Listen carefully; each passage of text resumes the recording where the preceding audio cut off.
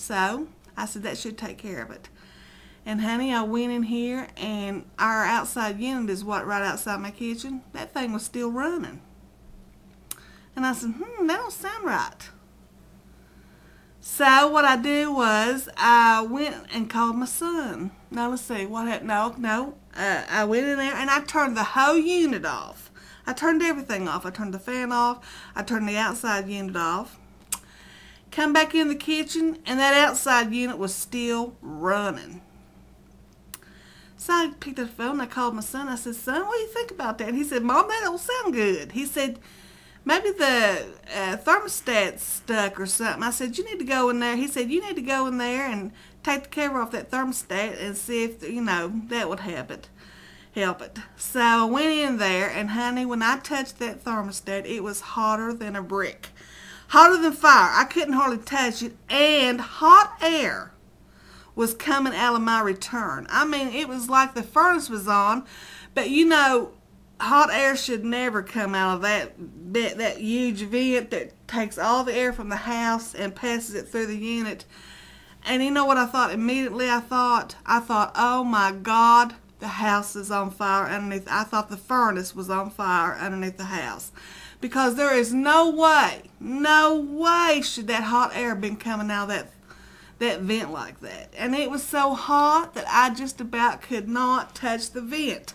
And I told my son, I was starting to panic. I said, son, what am I going to do? What am I going to do? He said, Mom, go right now and turn the electric off, turn the power off on everything. So I did.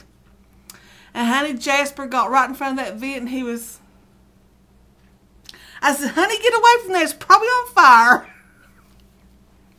And honey, by this time, it still was burning fire hot.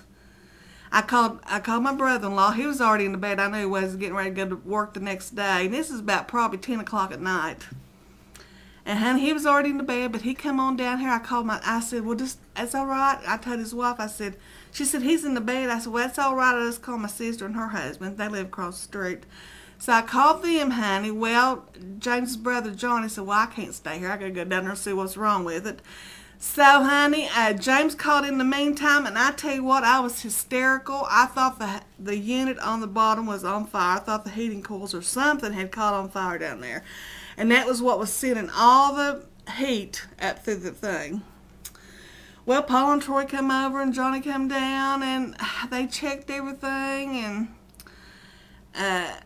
as they stayed here, the vent and the thermostat cooled down, And James had called in the meantime, and I was hysterical. Now he was telling me, get out of the house, get out of the house. Oh, it was the drama, I tell you what. I got myself in such a state. I was crying. I was almost in hysterics. I really was. Because I was so afraid the house was going to catch on fire. So, honey, anyway, everything calmed down. I calmed down my sister, my dear sister. What would I do without her? She stayed with me for about an hour. And by the time she left, everything was cooled off, and we'd turned all the power off. It had been turned off. And so, we didn't have air conditioner. James come home, and he said, well, I guess I could fix it. I said, well, I said, don't you think we ought to call somebody? He said, well, I could probably get the part. He didn't even know what was wrong with it. And, I admire James for wanting to get in there and try to do things, but I sworn I was just terrified that he wouldn't be knowing what he was doing. And so I said, well, when are you going to have time to do it? You work 6 days a week, 12 hours a day. When are you going to have time to do it? So, honey, we didn't have air conditioning that night, Wednesday night, all day Thursday. And Friday, let's see, James either called the air conditioner man Friday or Saturday. And, honey, it was like in the 90s. It was so hot in here, boiling hot. And neither one of us slept. I mean, at night it would finally get down, like 1 or 2 o'clock in the morning. It would get down to in the 70s or a high 60s, which we could sleep. But still yet, honey, James called the air conditioner people, and they come up today, and they replaced the thermostat, and they said a contact had stuck or something on the heat pump. and they checked the unit under the floor, and none of the heating elements had burned out. He said the condenser, it wasn't hard on the heat pump. But anyway, he said that because the heat pump was on, it was sending air or something back to the underground unit, under the floor unit. And it was passing all that hot air, so I don't know. But he fixed it, and it cost $265 to fix it. I don't care if it could have been $500 or more, and I wouldn't have cared. But I know, he's the professional, and James himself would say that he's the only guy that he would trust with this unit, because our unit's old. We've lived in our house 15 years. We bought the unit 2 years before we built the house, because we tried to buy things up before we built the house. So the unit's really 17 years old. It's only been used 15 years. So we know we're going to have to get a new one eventually. But the guy's name was Archie. He came up and he fixed our unit. It was so hot in here.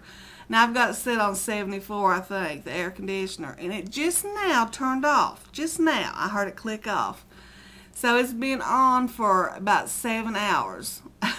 That's how long it took to cool this house down to 74. But oh, that was the drama that happened here. And I hope y'all had a non-dramatic week where you live. But I've missed you guys. I'm so behind on video watching, and I'll catch up. I didn't get the Spooky University topic this week. I'm sorry, Claire. It was about spoiled children, and basically all I can say about that is children, they're born innocent, and they're like sponges, and they learn from everybody, and if the parents let them get away with stuff, that's what they learn. And, I feel like parents today want to give their children everything, and they don't really need everything. What they need is their parents' time, and they need their parents to be with them. You know what I mean? But I got 3 new subscribers. One's Puck's Angel. Her name's Julie. Thank you, Julie. Yes, Jen is back is another one, and Private Keys is another one. Thank you all so much for subscribing to me.